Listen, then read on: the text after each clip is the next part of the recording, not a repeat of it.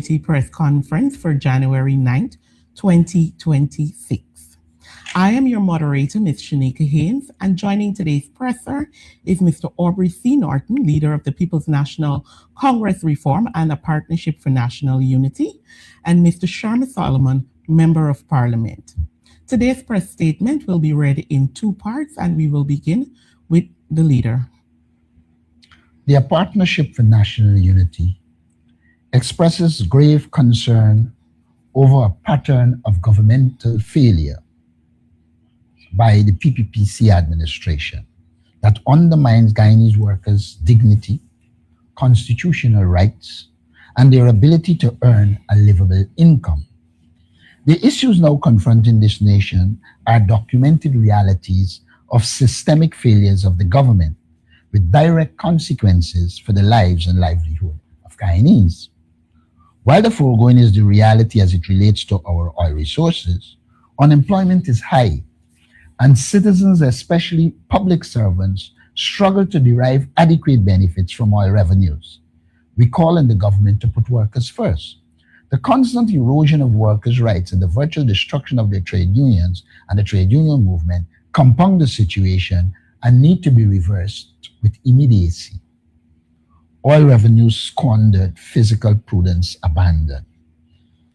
APNU strongly condemns the PPPC's government reckless expenditure of Guyana's oil revenues as exposed by APNU parliamentary leader Dr. Terence Campbell.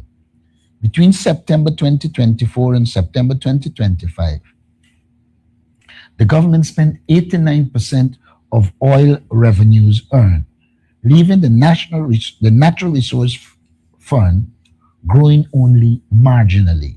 This is because withdrawals are legally constrained by the National Resource Fund Act, the Natural Resource Fund Act. Attempt by the Minister of Finance to boast about the size of the NRF deliberately mislead the public. The reality is stark. Had it not been for statutory restrictions, the fund would have been nearly depleted under this wasteful administration. This is not fiscal stewardship. It is wastefulness, incompetence, and corruption masked by selective storytelling.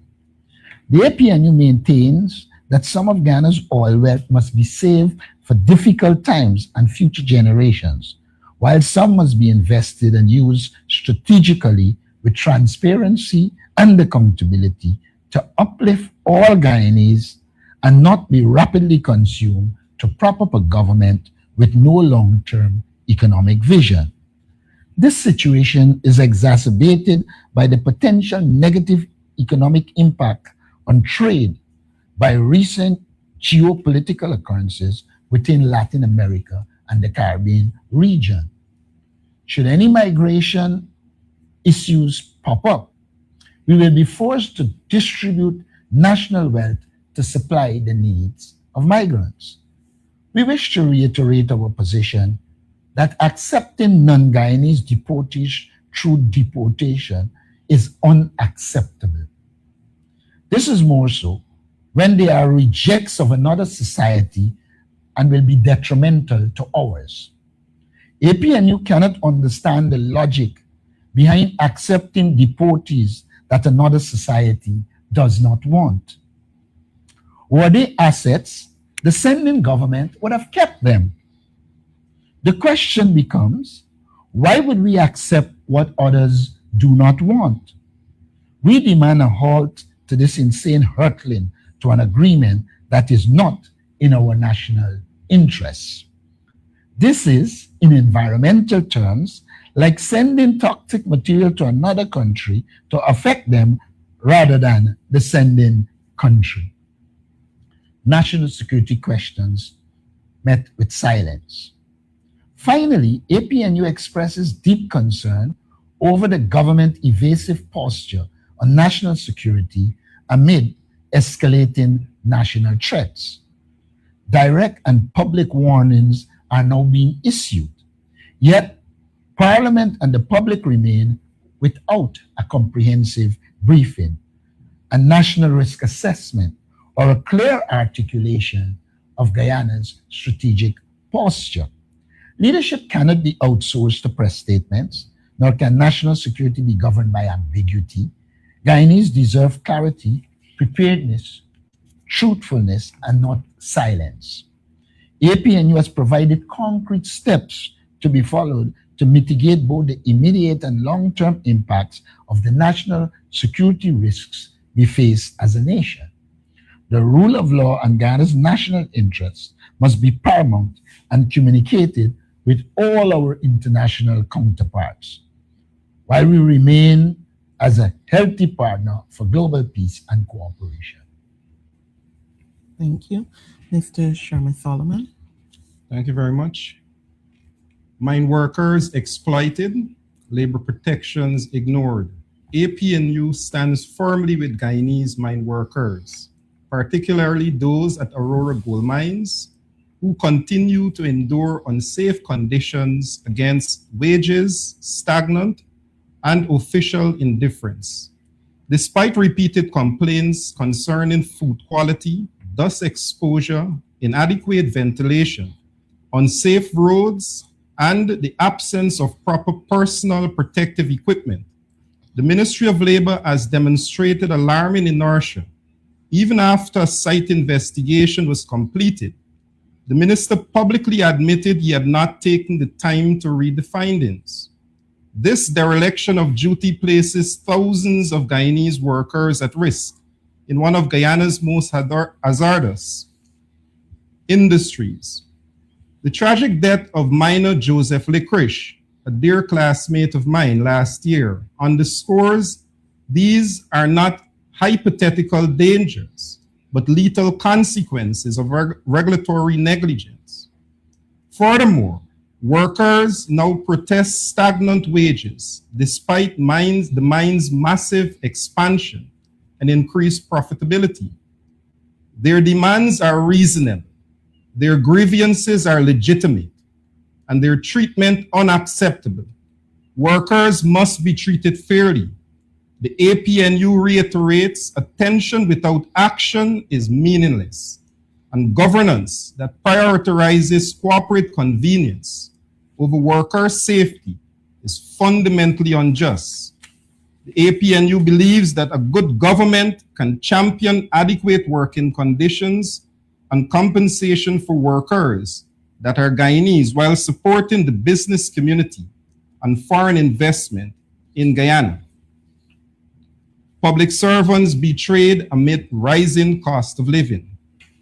While billions are budgeted for salary increases in 2025, public servants were denied both wage increases and promised cash grants. Former Auditor General Anand Gulsaran has rightly questioned the redirection of 19 billion allocated for employment costs without parliamentary transparency or approval. At a time when cost of living is crushing households and poverty remains widespread, teachers, nurses, doctors, and public servants are left without relief.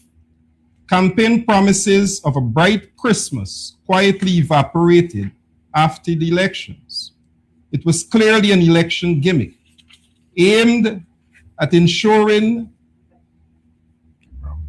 browbeaten hard-working public servants and deserving citizens.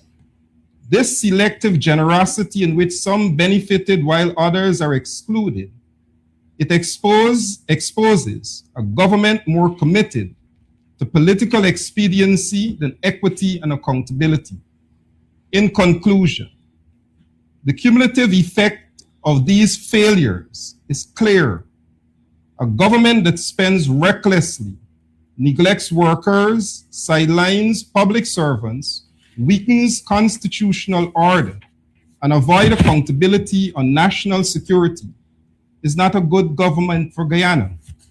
The APNU remains steadfast in its duty to advocate for Guyanese interests and to demand transparency and to hold this administration accountable. The country is watching. History is watching. And the Guyanese people deserve far better than what they are currently being offered at this time. Thank you very much. Thank you. The floor is now open for questions on the press statement, and of course, you'll do so by the raise of hand and stating your media house.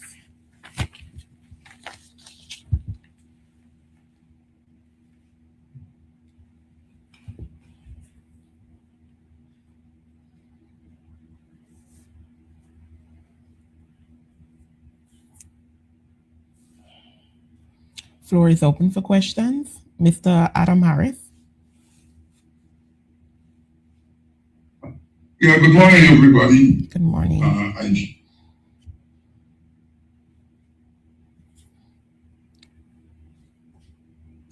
Mr. Sorry? We weren't hearing you for a sec just now, so I don't know if you said anything. All right, you can hear me now? Clearly, yes. All right.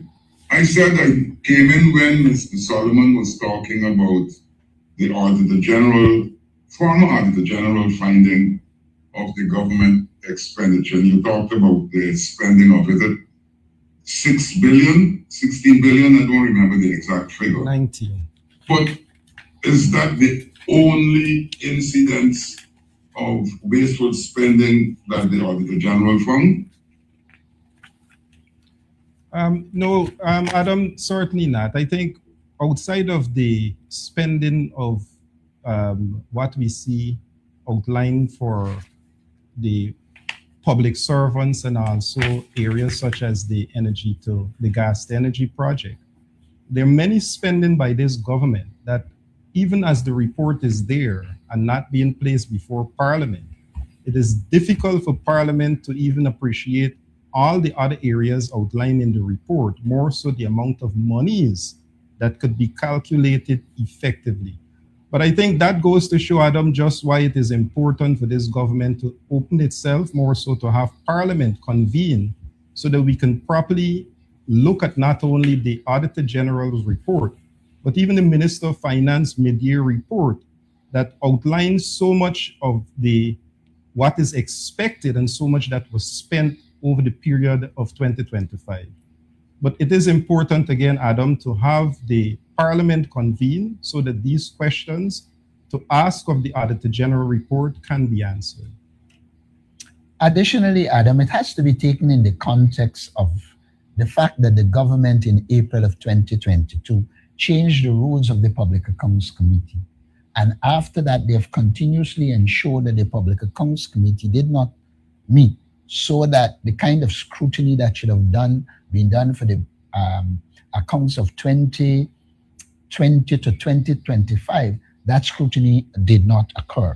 However, even with the absence of public account scrutiny, there is mounting evidence of waste and other forms of corruption. You don't have to get into the reports to know. You have a situation where money was given out to do pump stations, and until now, they aren't realized. For years, money was being spent on the Suez-Linden Highway, and really only in 2025 that the work really begun. So there are a plethora of things that you can see that suggest wastefulness. I think we must remember that virtually all the election observers pointed out the use of government resources to fund the PPP election. And again, that will not only constitute waste, it constitutes corruption. But let me just add to that too, Adam. Among the many grants that we see are distributed, whether those occurred in 2020, 2021, and where they were flagged to date, we see more grants continue to be distributed, and the accountability in terms of oversight to have the Auditor General's input and also parliamentary input is lacking. And we see where we continue to have more grants, and in the same manner, even by the ministers, ministries who have been flagged before are given large amount of sums still to continue to distribute without much oversight. And Adam needs to make it clear here that we're not opposed to grants. What he's saying is that it should be done within the confines of accountability, so that the lawlessness, wastefulness, and corruption will not occur. Thank you. quick follow up. Go ahead. We've been hearing all about and seeing the corruption, the spending without approval, and all of that. But we're getting no action. The last time there was an attempt at action was during the David Granger admin when Ashley Singh and Brassington and those were charged. What is the way forward now? Will we just be able to sit and talk, especially since the government has its majority? I've always said, Adam, that the opposition task is to expose, which we have been doing year go, year come. We also have got to now, I think, specifically analyze the psyche of the Guyanese people and be able to mobilize them into action. The reality is that the government has used the resources at its disposal to ensure that it make people don't want to protest. They've used fear. They've changed a lot of the system. So previously, where workers were on the fixed establishment and you couldn't fire them easily, they can now be fired at the whims, fancies, and caprices of the government.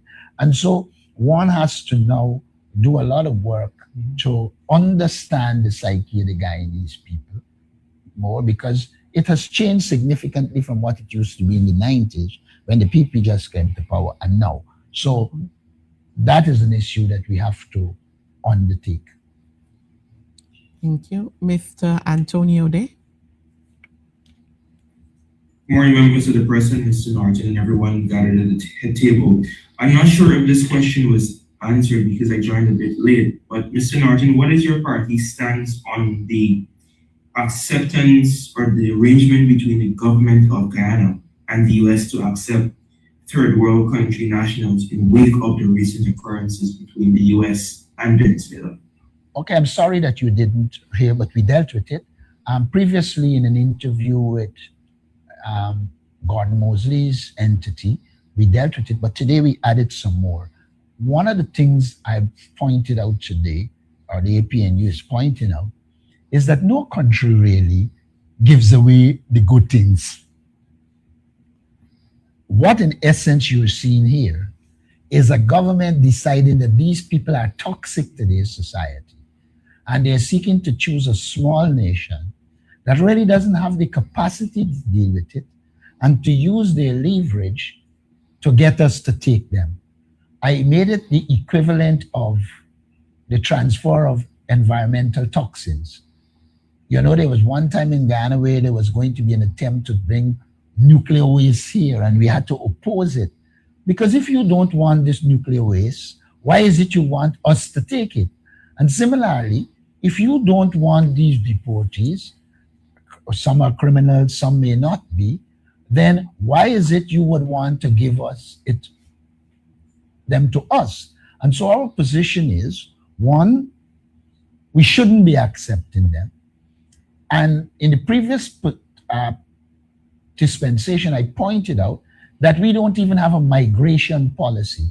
And we need to have a migration policy before we even consider general migrants, much less deportees who run amok of the law and the government doesn't want them, and you're choosing to send them to a small country without the resources to handle it. I know some will say that they will give us the resources, but resources cannot make people adopt a culture. That is one.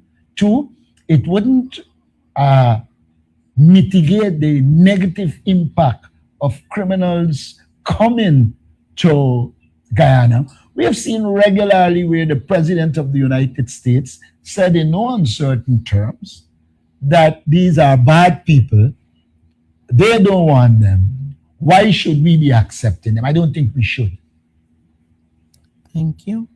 Mind you, this is not being suggesting that migration in itself is bad. The very United States developed based on migration. And if there is going to be migrants coming from a country that will contribute to the development of our economy, etc., within the confines of the law, then I will have no problem. But if you have people who weren't law-abiding, Why would you send them to us for them to continue being in violation of law and merely exporting the problems to a small, vulnerable state like Guyana? In my presentation the other day on Enrico Wilford program, I made the point that we have always got to remember we are a small, vulnerable state without the capacity to handle some of the problems that will come with these actions. Mr. Norton, or anyone else can answer. What are your thoughts about the ongoing environmental crisis, whereas the government is trying its best to clean up the quote unquote the Garden City, but you saw recently a British tourist would have highlighted the amount of garbage that is littering across the city. Given that we are dubbed as the fastest growing economy, what are your thoughts about this? There are a number of things that should be said. One, when we were in government, the APNU, we cleaned Georgetown up, and people were commenting and commending. Let me also go back. There was a regional minister under the PPP who said that let the garbage build up in Georgetown. Now, you have to have the political will and good intention. The problem with the government is that the aim is not producing a clean city in which, people feel comfortable. The aim is political.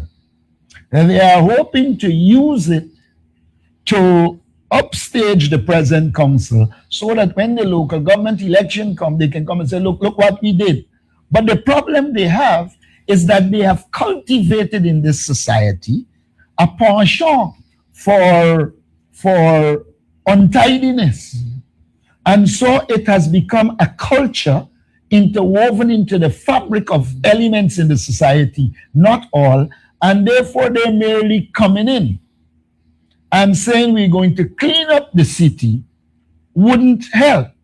Additionally, because they marginalize and underfund the council, the duly elected body that should be looking it after, they are not in a position to look it after. And so the government itself creates a parallel system which affects what should be the routine cleaning and maintaining of the city of Georgetown. And it is not restricted to Georgetown. They have done it to every council that the APNU would have won. So I would say to you, there are a number of problems. One, the starving of the council, so that even if they clean, when they would have left, the council doesn't have the capacity to maintain it because of their policy of starving the council of resources.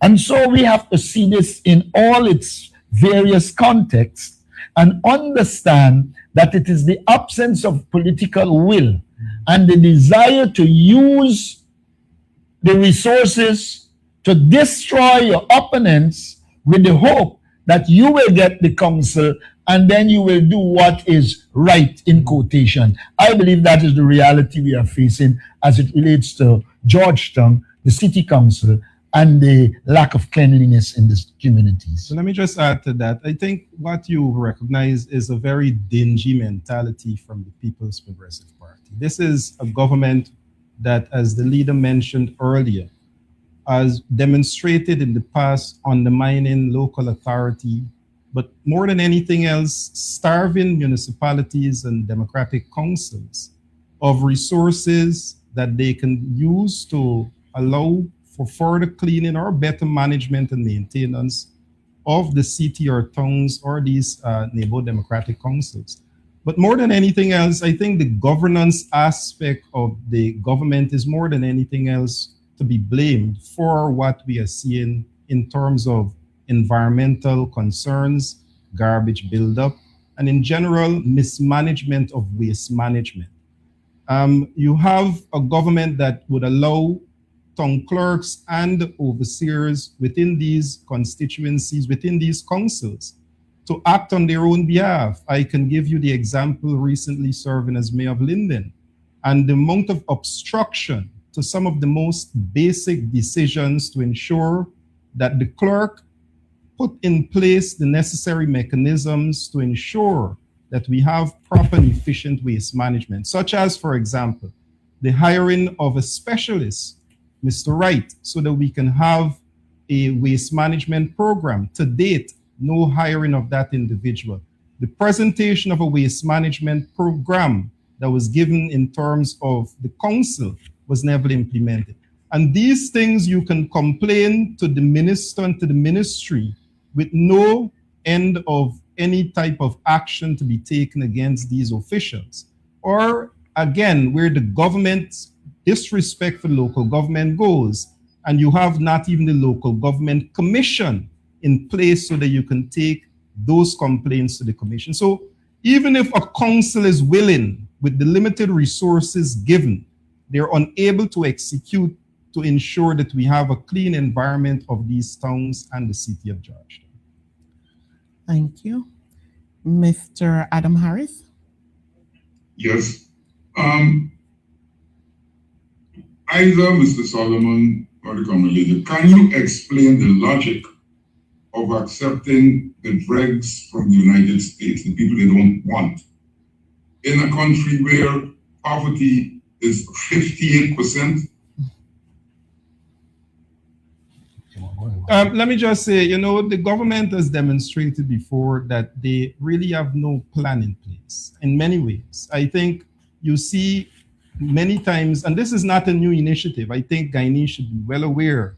We heard this last year where there were consideration for persons to be sent to Guyana, and persons had objected in line with the fact that we have no migration policy, and the government accept that. Think about this. We have Venezuelans coming to Guyana and we cannot give them a classification at this point. And they're coming in the thousands. We can't call them refugees. We can't call them, what do we call them? How do we get them into our system to ensure that they pay NIS, to ensure? So now we're going to take a new class of individuals coming to Guyana, and we don't even have the legislative foundation to appreciate how are we going to classify them, much less to accept them. Again, what the government is demonstrating is that they're considering matters and then put plans in place by bullying these initiatives on the public and the Guyanese society. There are other issues here. Look, this is a diplomatic issue in the first case. And the government has failed in terms of diplomacy. A country in the diplomatic world has to look at all its resources, all its problems, etc., and carve out diplomatic positions to engage a government. I think the government approaches the United States government as a government that they can do nothing about, that we are weak in every sense. And so they become takers of foreign policy rather than initiators. Were I in this position, what would I have done? I would have said to the APNU, look, this is difficult. We don't have the resources. Let us develop a plan on how we engage the international community and say to them, look, we want to maintain good relationships, but this which is happening cannot do us any good. It's not in our national interest. When you become purely takers of foreign policy and you're not creating foreign policy agenda, and let me give you one of my own experiences in the Foreign Service. When I was in charge of the environment at the time in the Ministry of Foreign Affairs, there was this thing of dumping all these countries into one category, people who are cutting down the forest, etc. And so there was a very anti-cutting forest type operation. What we did in 1990, if I remember the year correctly, under the then Minister Jackson, is to look at Guyana, got all the data, pointed out at the time about 98% of our forest was intact, and therefore we could not be considered like other countries that were cutting down their forests, etc., and that we had put some things in place. And we demanded at that time that we be treated as a country that has the capacity to absorb greenhouse emissions. And so we engage the international community so that they understand our position. In fact, the so-called low carbon development strategy, which came after we left government, was able to take root because we had already put in the minds of the international community, including the United States, that we were a different society when it comes to deforestation. And therefore, to categorize us in the general sense was wrong. And it was accepted, and we benefited significantly from it. Clearly, this government did not say to the United States, look, we have problems with migrants already. We have resource problems. We have a border that we really can't even monitor. We have a fairly high crime rate. And outline the case for not accepting deportees from other countries. And to also add in that argument that those countries where they come from should be the first consideration for giving them to and them taking them, rather than we coming into some agreement in which we're going to take people who we don't have a handle on their historical background. The only thing we know is that they run counter to the law in the United States. In some cases, you won't even know the degree of the crime they would have committed. So in some regard, this is a failure of the development of foreign policy, a foreign policy approach that allows us to articulate our position. In any government worth its salt, Todd could not have been a foreign minister. A foreign minister must be an articulate person that has a command of what I would call multiple disciplines. And if he or she doesn't have it, they should be advised by people from a multidisciplinary background so that they can effectively put out the case of Guyana and achieve the objective you want to achieve. So in some regard, the government seems to be lying down and accepting, rather being proactive and develop foreign policy position and sell them to the international community, sell it to CARICOM, sell it to other countries, sell it to international organizations, so we strengthen our position and don't have to take people who another country doesn't want. I'm not saying it will happen in the United Kingdom, but what happens if the United Kingdom decides that they want to do the same thing? It's a dangerous precedent. Thank you.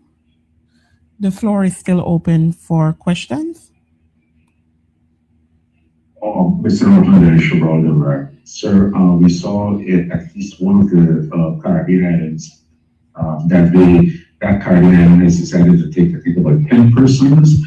In this context, we believe that the number of persons matter. Say if Guyana were to take fewer rather than large numbers, we are concerned for the water. I am policy oriented. I believe we should be guided by policy. And so I wouldn't get into what I consider the infinitesimal aspect of it, whether it is 10, 20, or 30. To me, we have to develop clear policies and operate based on the policies rather than what another country would have done. And you do not know the 10 that the other country would have chosen, why they would have chosen it. And therefore, to extrapolate from that into the Ghana situation, I believe is a kind of a non sequitur, which I don't want to be involved in. Floor is still open for questions. Will the APNU be raising its concerns in the National Assembly when the sitting is called, and what form that will take? The APNU's position is simple. We will put Guyana first, we'll put the people of Guyana first, and anything that would have affected the interests of the people of Guyana, we will articulate in every forum, not only the parliament. Thank you. What I'm trying to get from this specifically, would you be tabling a motion, making a statement in the House? What is it you plan to do specifically in the House? There are a number of things that we plan to do. Some we've already put out there, some not out there. Some things if you put them out there, you allow the people to prepare and ready for you with much more time. Thank you. Mr. Mark Benchcott. Hi, thank you. I have a question as it pertains, good morning to everyone. Mr. Norton, as it pertains to the numbers of Guyanese, the number of Guyanese who are being sent to third countries who have complained about being returned to Guyana, that they will be persecuted. Do you guys have the number or the amount of individuals, Guyanese, who are being sent to third countries? And if so, what is your take on that? That's my first question. Well, it is. Second question. Sorry, go ahead. Let me deal with the Go ahead. first one. It is Sure. it is difficult for me to comment on that without the facts. If there are people who are there who said they are likely to be prosecuted, I know this government has done a lot of harm to people, and many people would have run from Guyana. So one would need some more information to determine if that was the case. I know Guyanese who came up against this government, and one of them will even say, I have to go else these people will destroy me. And so if somebody like that seeks to go to another country, I wouldn't be annoyed with them. And the other country taking them, if they didn't commit a crime or so, and most likely it is some form of crime, the degree might differ, then that country will have to deal with it. For us here in Ghana, we have got to ensure that we don't get the dregs of the world here. Now, we, as a country, we subscribe to UN conventions, and therefore, in cases where people are being persecuted and prosecuted, then they will have a right to not want to come because it makes them vulnerable. And if that is the case, I will be supportive of such persons. My second question has to do with the recent utterances of former President Donald Ramotar, with matters pertaining to how the U.S. handled the Maduro situation in Venezuela, and also happenings in the Middle East. I've basically listened to some of those utterances from the former president, and I'm just wondering about the hypocrisy, because the very things that even worse happened under his presidency, with the killings of 3 persons in Linden, breaking up of protests, an assassination of a known critic of the government, Courtney Crummy. 3 persons were charged on a trumped-up treason charge, spent over a year in prison, one of them being a woman who spent most of that 1 year in solitary confinement. Do you see any sort of hypocrisy coming out of Donald Ramotar's mouth, sir? All I would say to you is that a lot of things that other people are accused of, this government is guilty of. I didn't hear Donald. I know Ramotar for years, and I know when it comes to the global scene, he is very much in the left-wing category of things, and therefore his positions will reflect that. The Donald Ramotar I know will go in that direction. All I would say on this issue is that Donald now is a former president and a private citizen. And what matters for me most is what position the government is taking, because it is the government position that will determine what happens to us. And may I say, though, Donald and I have always been in separate political parties, since our youth days, we have maintained a cordial relationship. And I'm saying that to say to you that I prefer to deal with him now as a private citizen rather than a former president. But I do acknowledge that some of the things that occurred under him were unacceptable, and I was in the forefront of condemning them. Finally, if I may, please, it has to do with those who have been, who have been placed on the extradition list, or the sanction list, which includes a senior member of the Guyana Police Force and some others. The public has not been getting much or any information at all as to the position, the government's position, specifically on the senior police officer, so whether he's still a serving member of the Guyana Police Force and so forth. Can you shed some light on that issue? You were talking about the chap who has been sanctioned, who was in the The police force senior superintendent. no, he was in Northwest at Former one commander, time. Richard. Yeah, the former commander. Now my position, Yes, sir. my position is simple. Drugs affect societies. First point. Second, it affects our society. And in large measure, we don't have the resources to. The Guyana Police Force is supposed to be one of the institutions protecting us. And to the extent that anybody in the police force become complicit in crime, and it is established through the legal system that that person is complicit in crime, I believe that person should be dealt with and dealt with condignly. Because when those entrusted to enforce law becomes lawless, and mind you, this is even applicable in the United States.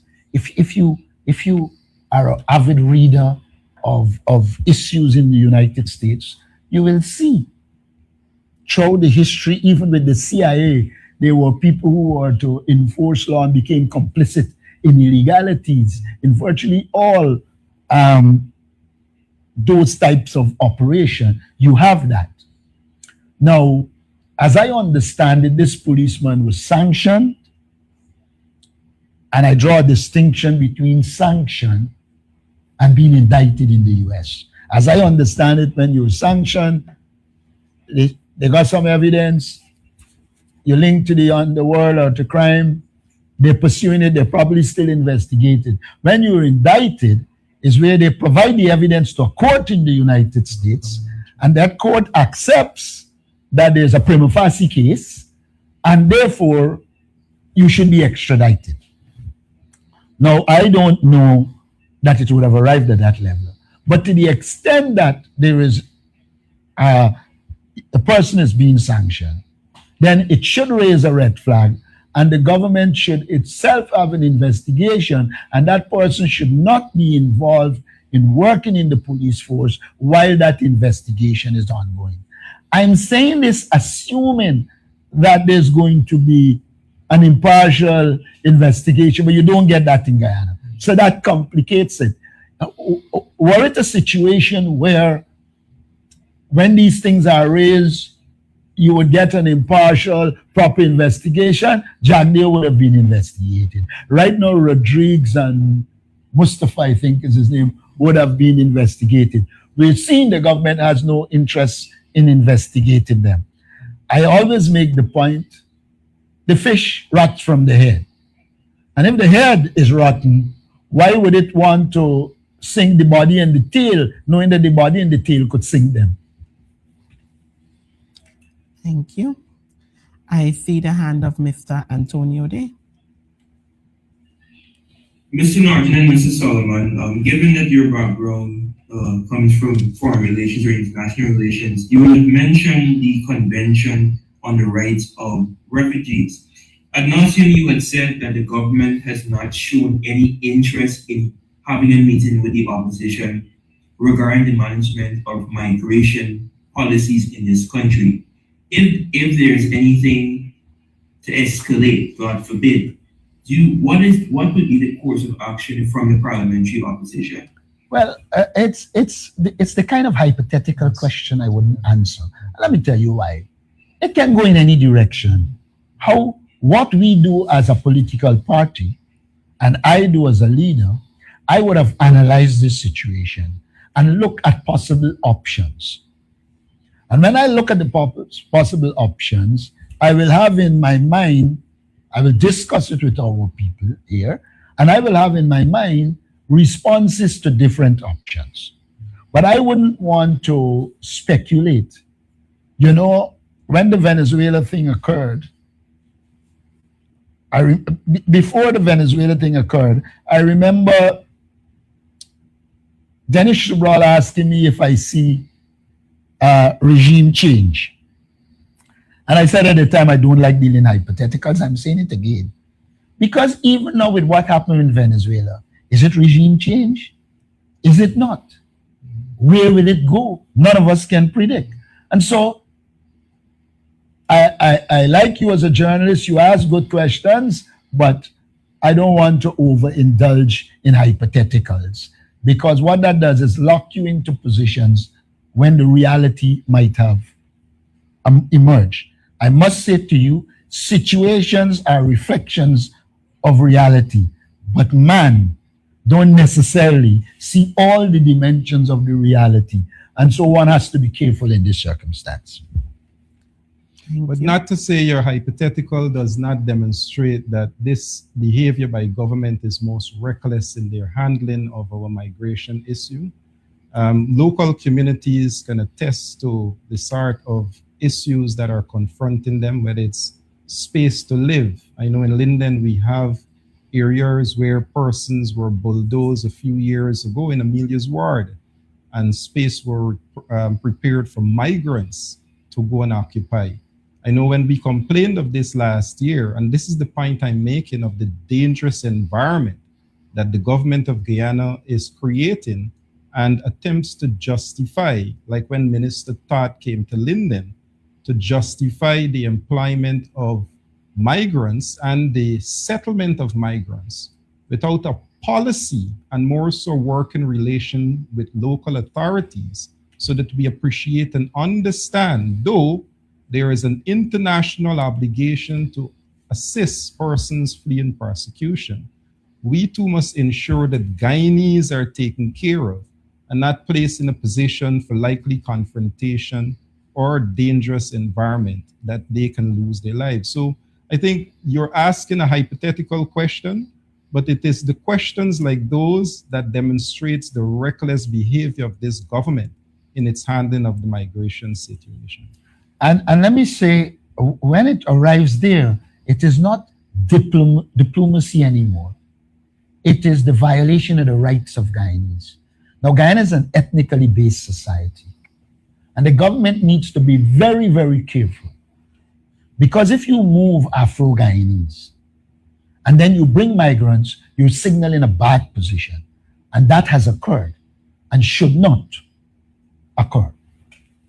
Thank you. Ms. Renee?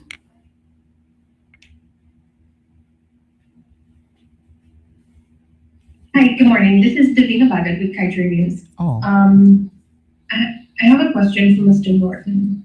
Preparations are going for this year's budget. I'd like For to this know year's what? whether Budget.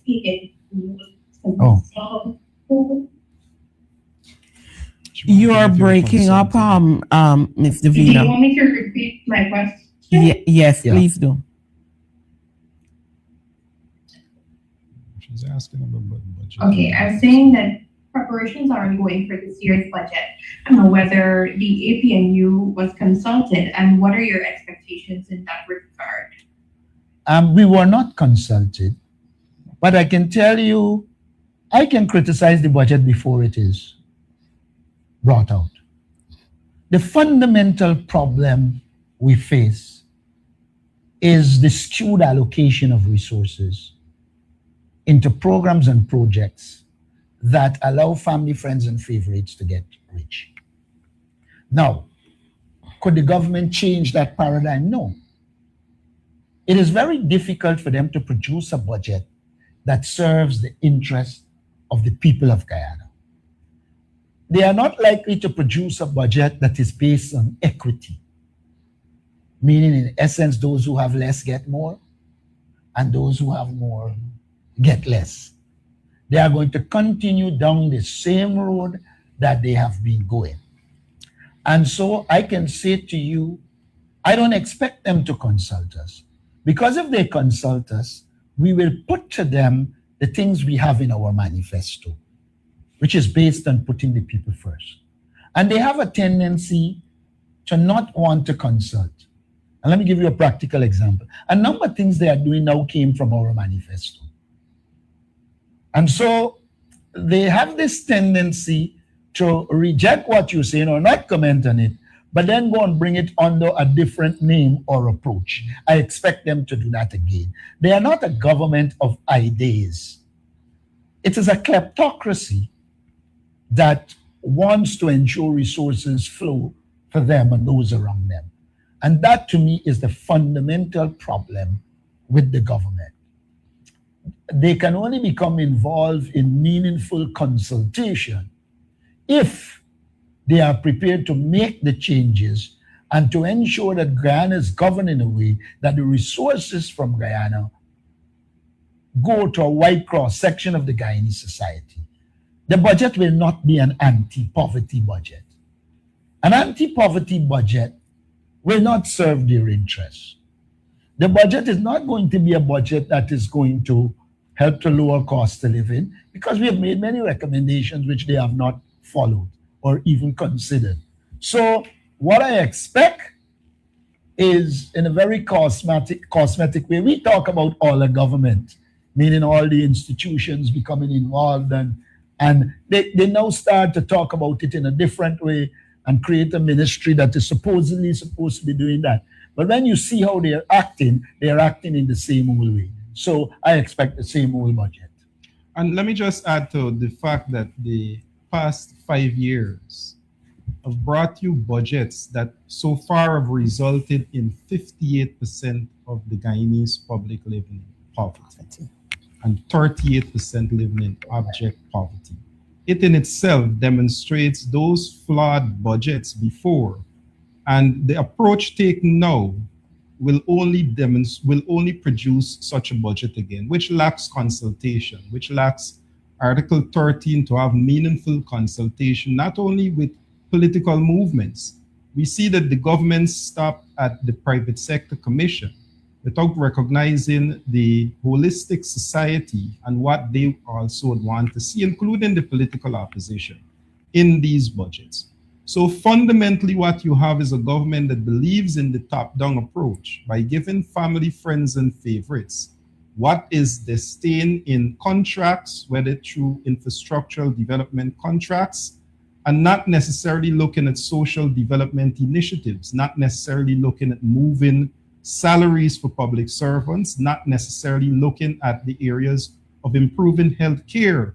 You see where hospitals are built deficient of the resources to ensure that they can provide proper care and service for patients.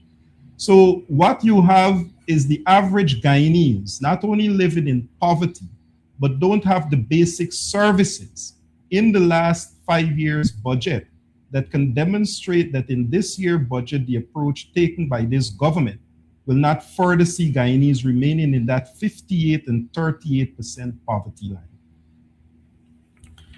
Thank you. Okay, and given the parties, sorry, just a follow-up. Go ahead. Given the parties' push or concern over the poverty statistics, what suggestions or recommendations would you make to government to alleviate this scourge in your society, sort of make budgetary provisions for that?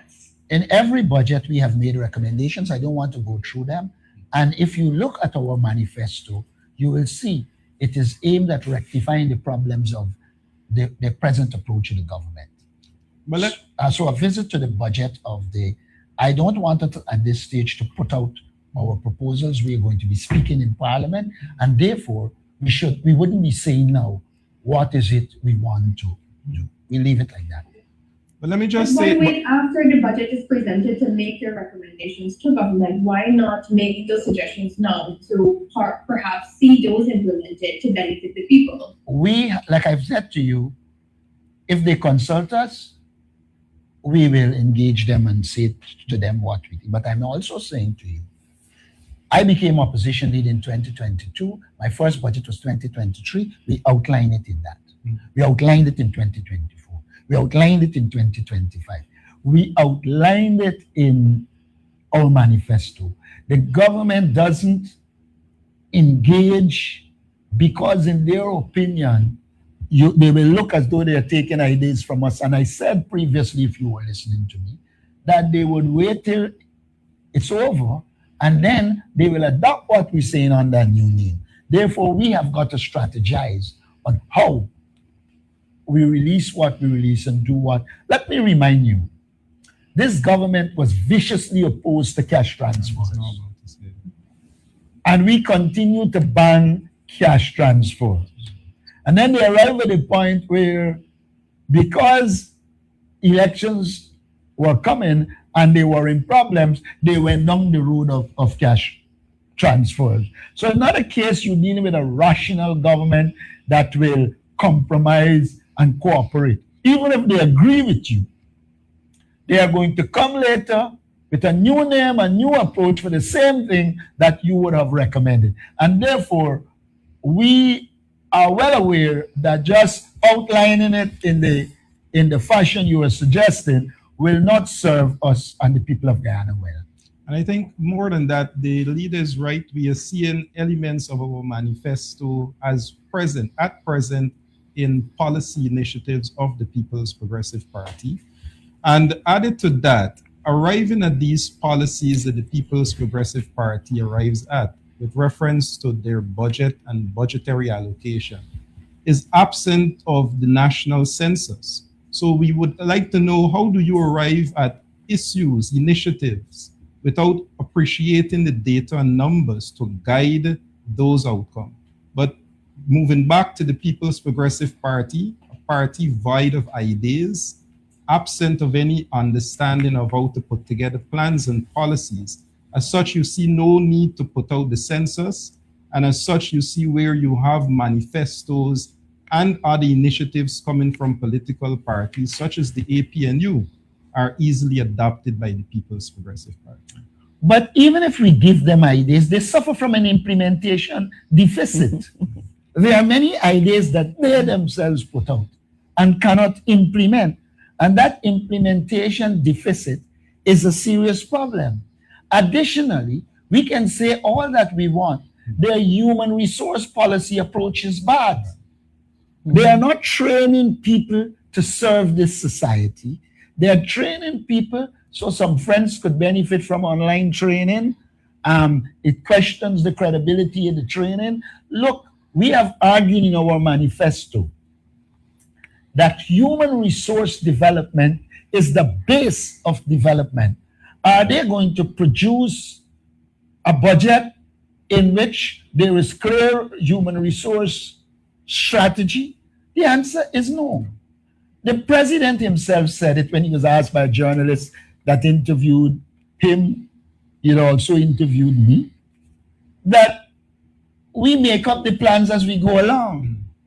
So there isn't a structured, planned approach to development. Yeah, it's a good question to ask, because it is the foundation of what is going to come in the next couple of weeks as we prepared for this budget, whether it's in January or February. And it goes to show the type of planning of the People's Progressive Party, the type of approach to planning as outlined the garbage bin approach. To date, not one of the policies outlined by the president, whether it's the EID or even the community cleanup initiative, or all of the different concepts outlined over the past few weeks, that you can find any repository of information, plan, or any understanding of what you're looking at. 8 months for the EID rollout, but where can technical experts examine what this is looking like? How that they can even suggest where there may be flaws?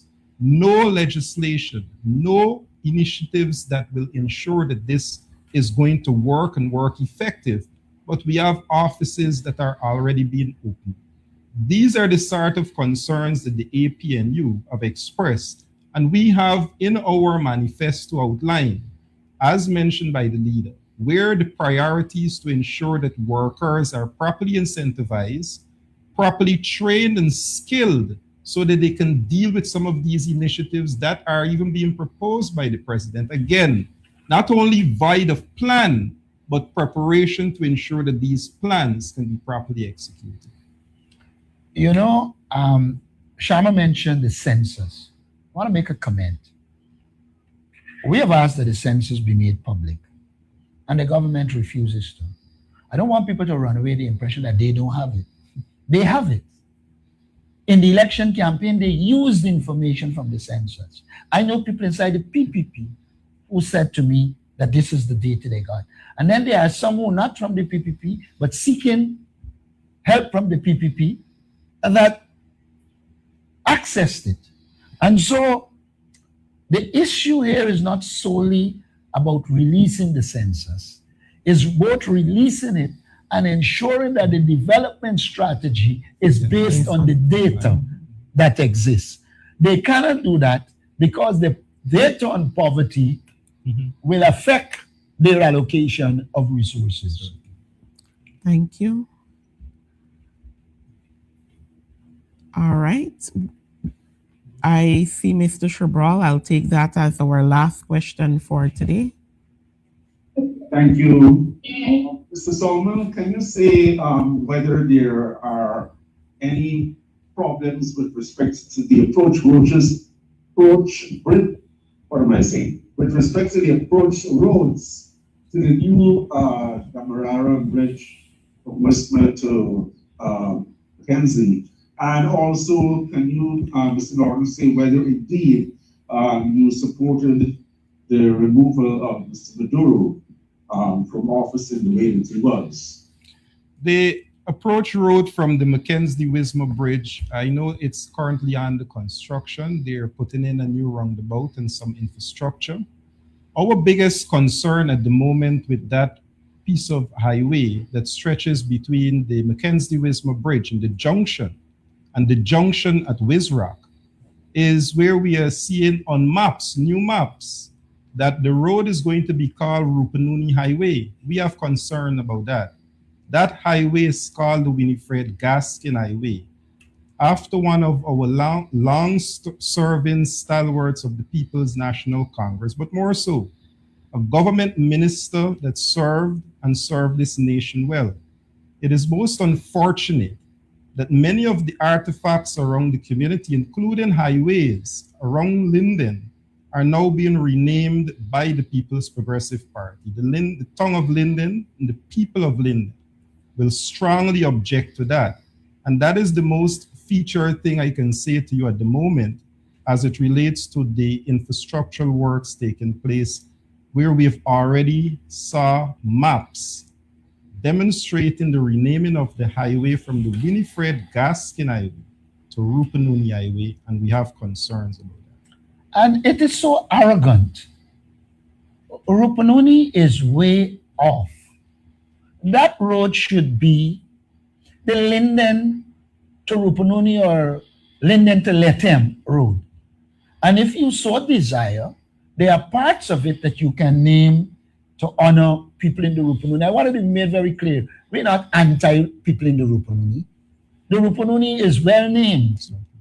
But we have a problem when a government seeks to destroy everything that they meet. Now, Winifred Gaskin was a minister who contributed. She was the first minister of race relations in this country. And after the disturbances of the 1963-64, she was the person who undertook and went into communities of all ethnic groups seeking to rebuild race relations. Her role in Linden was well known, and that is why the decision was taken to name it the Winifred Gaskin Highway. Now, it is not in Region 9. It is in Region 10. Why on earth will you be so barefaced, race-oriented, and probably stupid to go and create a confusion by trying to change the name of the Winifred Gaskin Highway to Rupununi Highway? We know what you're doing. Let me tell you what you're doing.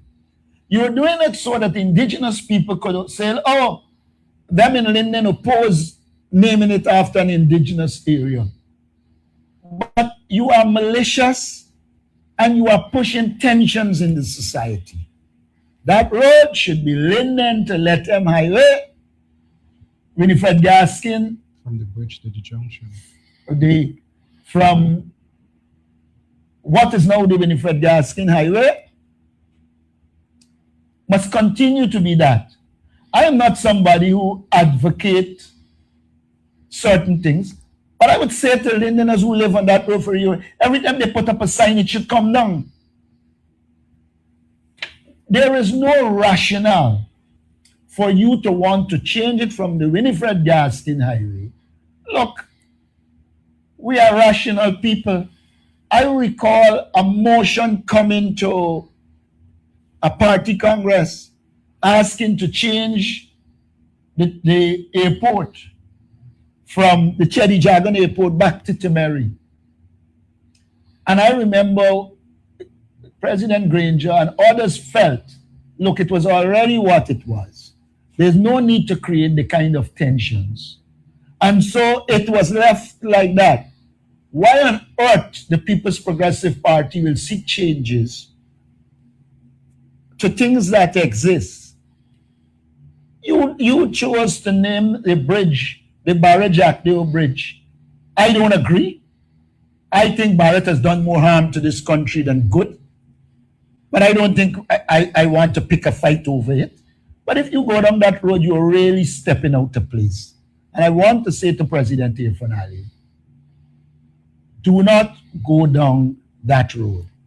It does not serve Guyana well. Chabral had I have question. a follow-up, sir. With respect to the approach road, have you heard anything about the need to compulsorily acquire properties? And secondly, Mr. Norton, please don't forget the question about whether you support let me answer that before you go forward. I've already outlined my position. Everything that happens should happen within the confines of international law.